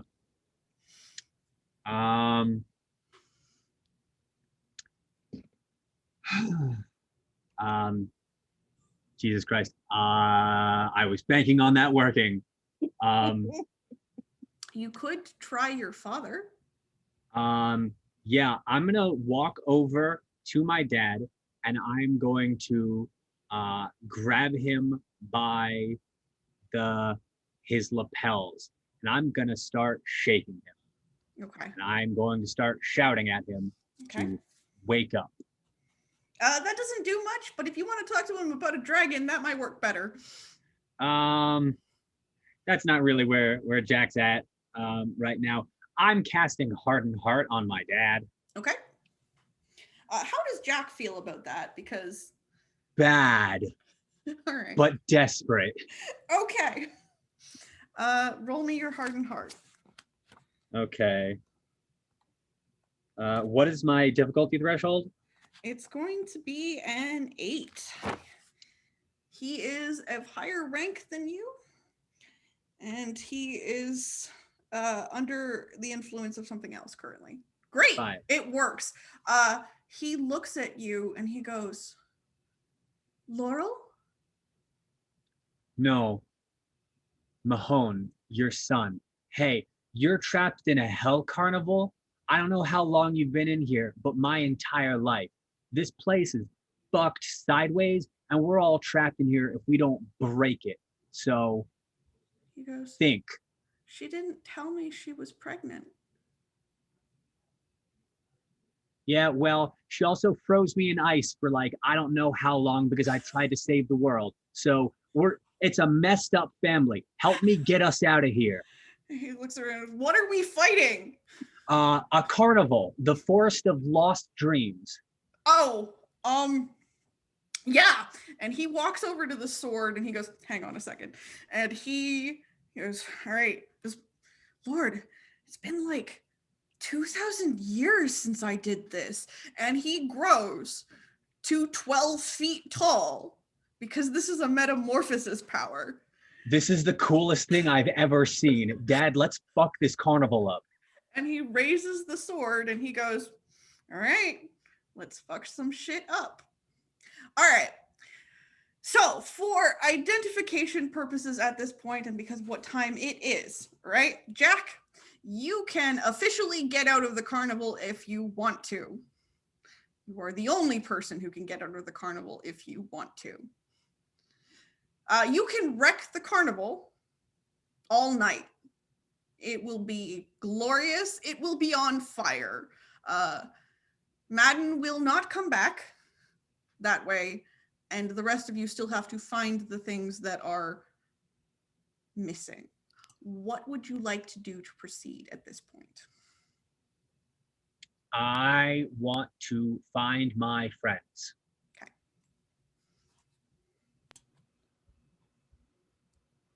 Was that an open question to everyone? Yes, it's to everyone. Okay. I thought it was directly. No, it's to everyone. I want to make sure that, because at this point I'm going to have to call certain things because of time. So I need to make sure that everybody gets what they need. Iris's grandmother just pulled the Steven Universe She did. with Lakota. Yes. So Iris is just like, I have a grandmother, apparently, who can do that. Apparently. Madden's have you checked your purse, Annunciata? He's not in your purse. Slapped. Right. Okay. Because I just want one thing in this place to make sense, because apparently I'm missing something. Apparently my grandmother was missing something. I don't know what she's missing, but apparently it's now this. What? Oh, I'm sorry. Words. Lakota and my grandmother have decided to conjugate the Consummate is the word you're looking for, I think. It's definitely not a conjugal visit. We're not doing that. Decided to what's the word for it? Combine. They're combining their powers and are now wrecking this entire carnival. Apparently I have a grandmother who's been missing but she thought that I was. Is my mom's name Iris? Is my mom's name also Iris? She said she had a daughter named Iris Veal, not a granddaughter. Am I named after my mom? That's news. That is news. As you start trying to put together these realizations about your family, you feel the carnival sort of like that energy that feels oppressive here sort of shake. Oh, that didn't like me trying to put the brains together. Wait, is it because I didn't say what I normally say first, Carnival? I'm normally not the fucking smart one. Are you fucking happy now? I know that Anil is. Carnival doesn't care about that. Anil's probably happy hearing me swear, but Gray probably wants to slap my... What's the phrase? Slap my... What's the American phrase? Whatever. Slap the shit out of you. There we go. Thank you for the American phrase. Anil, just while all of this is happening, it's all of this is very loud, and it's not really helping your particular like problem with this carnival. And you see a quiet place to go here. It looks like a forge. It looks homey. It looks comfortable. It looks like everything you've ever known.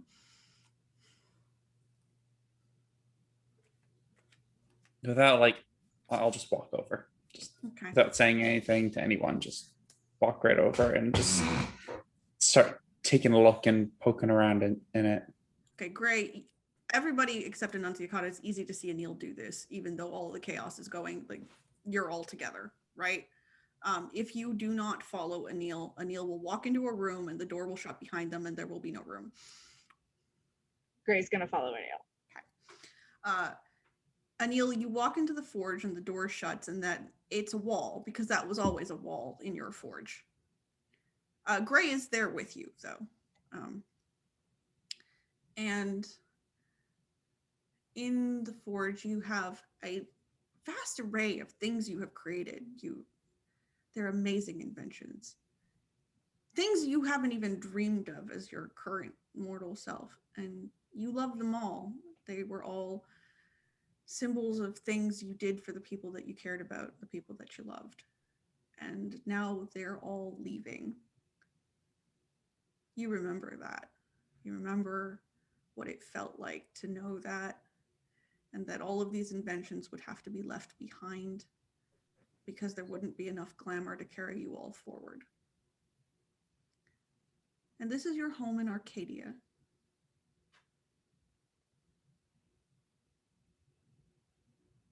Jesus.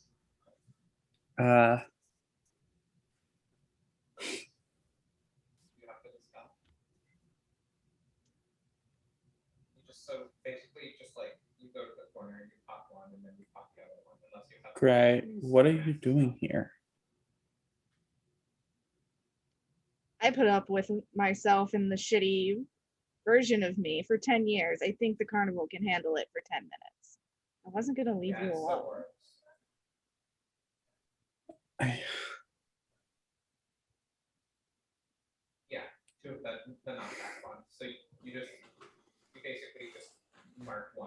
You will.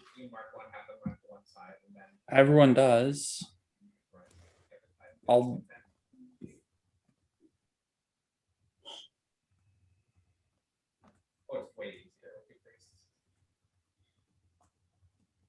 Gray looks Once around. my. Oh, I'm sorry. Yeah, sorry.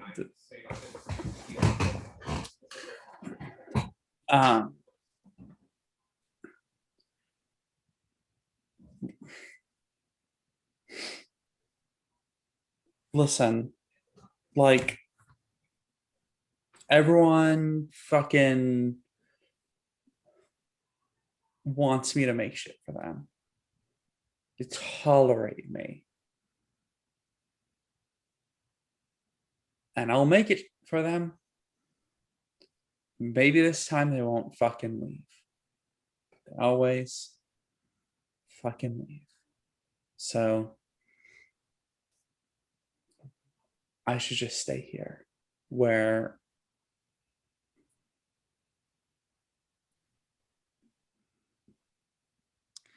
things don't have to leave. Gray and Anil, both of you have remembrance, correct? Mm-hmm. Please roll that for me. Just remembrance? Just your remembrance.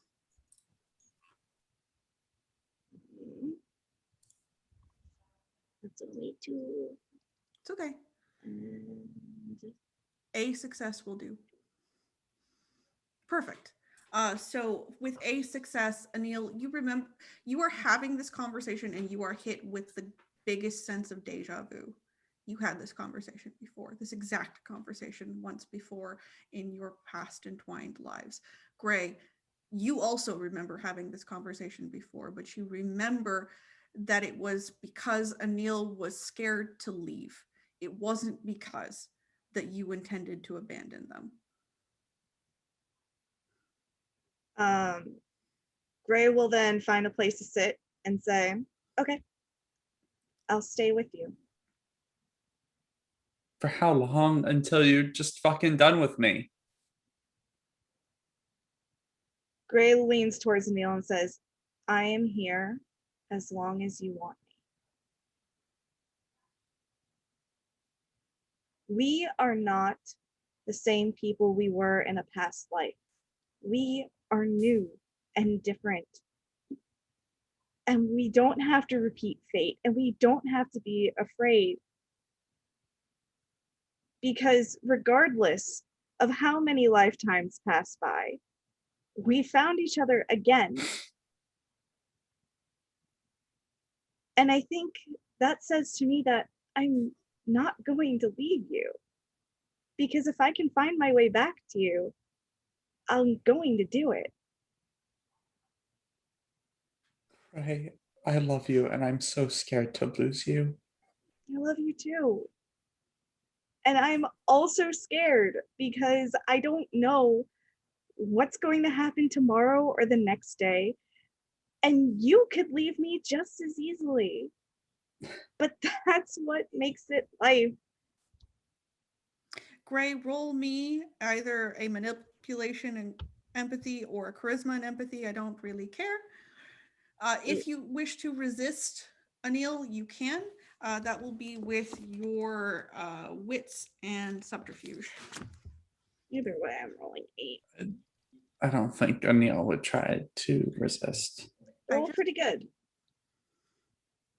I rolled 4, and that's not using my specialty, which I don't think would matter here anyway. No, that'll be enough. You, Anil, you believe Gray. They are sincere. And whether it's perfect or whether it's indefinite, it is something to rely on.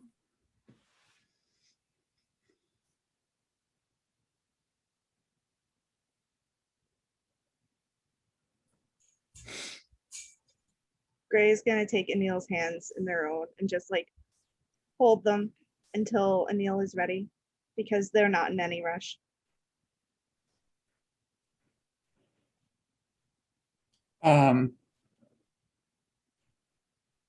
After some amount of time, Anil will just start crying like I am now, and whisper, "I believe you."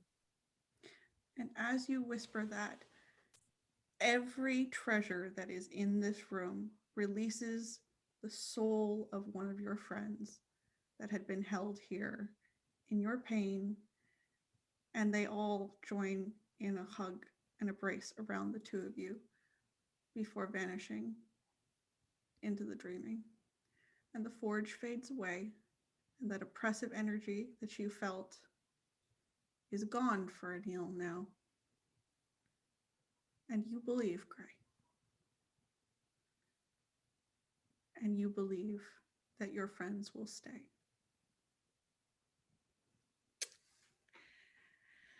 And in the middle of this, they return to the rest of you. And Lakota is 2/3 of her best self. And Iris has found a member of her family that, even though has not fully completed what she needs to find from her grandmother, she has found her. Jack, your father, looks at you. As his 12-foot form, he is enormous. Hell yeah. And he levels the sword over his shoulder just because it looks cool. Yeah, it does. And he really wants to look cool for you. This is some anime shit, and I'm here for it. And he says, "I hope she named you Mahone. We always wanted to name you Mahone." She did. Gross. Then take that fucking mer shit off you and let's go kill some shit. I don't know how to do that, but I'm with you on the second part. And yep. Who is this? Who is this? And he levels the sword and he literally just cleaves the Ferris wheel in half. Jack is grinning ear to ear and just shouts down, "This is my dad. We're doing this? We're doing this." But wait, we have find Madden first, burn second. Annunciacata, you hear a whisper on the wind, and then you hear the clank of armor.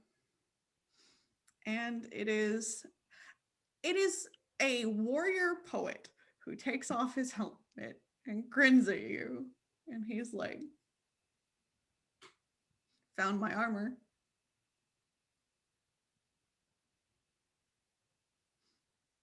Huh? And Madden leans down, takes your chin with one finger, and he says, "If you don't say no right now, I'm going to kiss you. And we're going to win. What?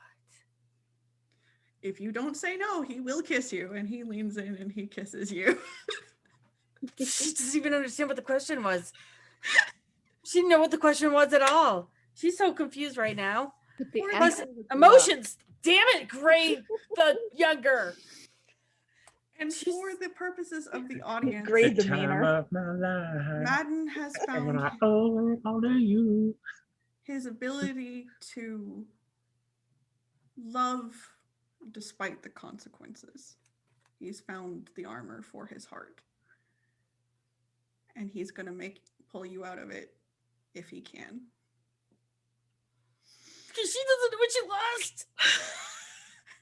And you all turn in your varying states of prepared and ability to get out of this carnival, and you find the various carnival creatures staring you down. Only now you can see them all as they really are. A variety of maddened fae and Thalain ready to fight to keep you here. And unfortunately, that is where we're going to end for tonight because we are already over time. So thank you very much for joining us on this season. I hope everyone enjoyed it. I'm going to turn it over to our cast for introductions again and any last remarks that they want to bring to this season in this table. And we're going to leave you with that. So, MJ. Hi, I'm MJ Bradley Lestrange. I'm a writer and podcaster. I portray Gray. Hey, you're worth being loved. John. Hi, I'm John Bradley Lestrange, TikToker and professional anime protagonist. Just remember, tomorrow is another chance to try and do better. And I believe in you. Awesome. Rhea. Hey, I'm Rhea, and I have been Anil. I want to say two quick things. One, RPGs can help with trauma. And two, you are worthy of love. I'm going to cry. And I did this to everybody. You did this to yourself. I did. You opened the door and said, I'm going to walk right in too. We're rubber, you're glue. No, I'm laugh crying. Okay. Anyways, Velvet. Hi, I've been Velvet. Thank you for joining us.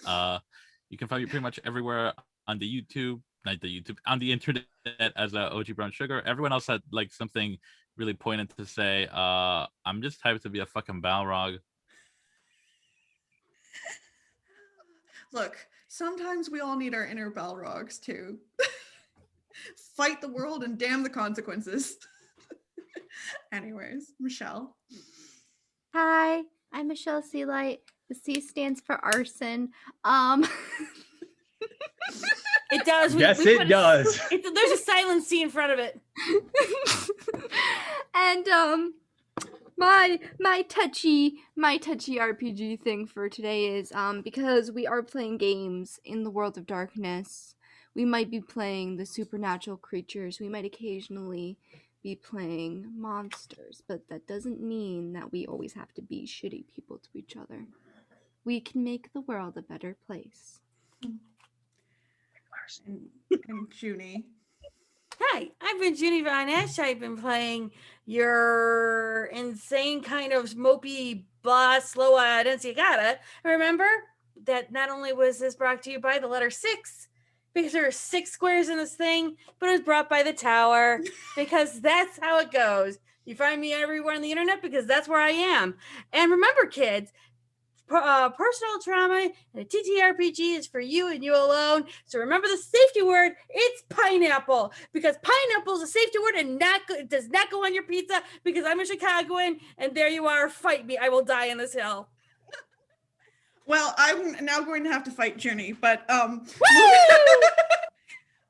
my last thought for tonight is brought to you by Steffi, who we have had mad discussions about this occasionally, but for everybody who really wants to get into Changeling, the darkness and the light in it is brought from this sense of, this is the impossible fight, and yet I turned my face toward it and attacked.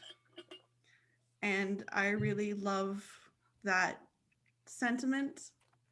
And I really love rewarding that in characters. So it is a joy to see everyone have their moments and to have release, even if it's just for a minute.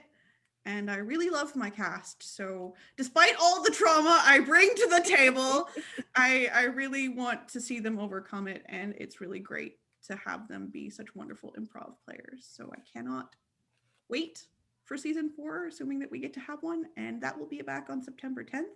And if you also want to see other trauma, tomorrow at 1 p.m. we are doing Sudbury by Night, which my storyteller was like, so you want to go to Mississauga on your week off? And I was like, sure. Do you want to talk to Asamiche? Yep. Nothing's gonna go wrong there. So, you know. I want to meet a dragon too. Exactly. So also everyone else is having some wonderful moments there. Lexi has wandered off because his sister found him. So that's great. Nothing's wrong. Nothing's on fire. Everything is fine. Also, if you want something that is not traumatic, please join us for Mass Effect and watch us play with some adorable rock dwarf people who we are attempting to become science friends with. It's only not traumatic because John hasn't found his moment yet. It's true, but I am. We've only done 3 sessions. It's gonna happen. Don't count me out. It's gonna be happening sometime at the day of his daughter's wedding. I don't know why. It'll just happen. Look, I am allowed to be optimistic. We're only 3 sessions in. That's be as optimistic as you want. It makes it better for me. Anyways, you can catch up with that show every other week on Monday at 7 p.m. on this channel. We will be putting together a one-shot for City of Blood, which I almost have ready. Hopefully, we will do a couple other things because I found Dish Pit Witches and I desperately want to play now. So hopefully we can do one of those and hopefully some other stuff. So we will see you after our break. And thank you so much for being a wonderful audience. We love you. Good night.